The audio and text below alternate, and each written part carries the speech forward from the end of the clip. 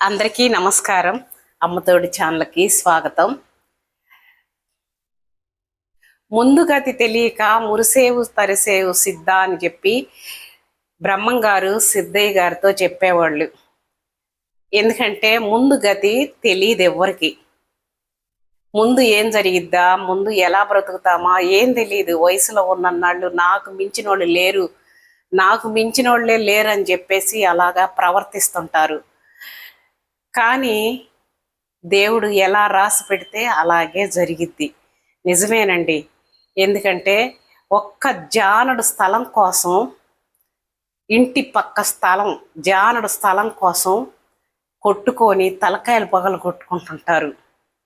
ఒక్క ఇటుకరాయి కూడా తీసుకెళ్ళలేరండి. చచ్చిపోతే 7 అంతస్తులు బిల్డింగ్ కట్టినోడు కూడా ఒక్క ఇటుకరాయి తీసుకెళ్ళలేడు. అంతే. ఇక చనిపోతే ఇంట్లో నుంచి తీసుకొచ్చి బయట పడుకోబెడతారు, సాప్ మీద. ఇంట్లో కూడా పెట్టరు. అలాగా మన జీవితాలు.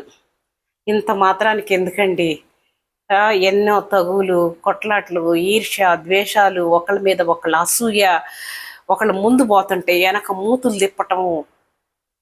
ఏంటి అసలు ఎందుకు ఇట్లాగా ఉన్నారండి జనం? కానీ నిన్న కోట శ్రీనివాసరావు గారు చనిపోయినారు. అలాగే ఈరోజు బి సరోజాదేవి చనిపోయినారు. నిజంగా నాకు ఆవిడంటే చాలా ఇష్టం అండి. ఎంత అందంగా ఉంటుందండి ఆవిడ మాటలు ముద్దు ముద్దుగా చాలా బాగుంటాయి. జగదేక వీరుని కథ కాదండి, గులేబీ కావళి కథ, పెళ్లి కానుక సినిమాలు చాలా ఇష్టం అండి నాకు. బి సరోజాదేవి ఉన్న సినిమాలు ప్రతిదీ నాకు ఇష్టమే.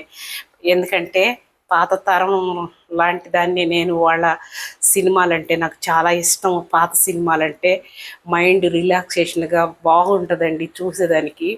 అంత మంచి లెజెండర్స్ చనిపోతుంటే చాలా బాధగా ఉంటుంది. వాళ్ళు ఎక్కడున్నా, ఏ లోకంలో ఉన్నా వాళ్ళ ఆత్మకి శాంతి చేకూరాలి. అలాగే కోట శ్రీనివాసరావు గారు అన్నా కూడా మంచి మంచి క్యారెక్టర్లు అండి. అలాంటి మంచి యాక్టర్ మనకి ఇంకా పుట్టరు కూడా. అంత లీనమైపోయినారు. ఆయన ఎన్ని బాధలు పడ్డారో, ఎన్ని కష్టాలు పడుతున్నారో.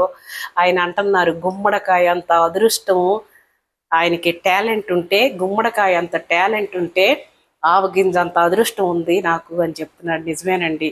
ఆయనకి అంత టాలెంట్ ఉంది, దానికి తోడు అదృష్టం కూడా ఉంది. అంతకు మించిన కష్టాలు కూడా పడ్డానని చెప్తున్నాడు. ప్రతి ఒక్కళ్ళు కూడా ఆయనని నేర్చుకోవాలి, ఆయన్ని చూసి నేర్చుకోవాలి, కష్టాల్ని ఓర్చుకోవాలి.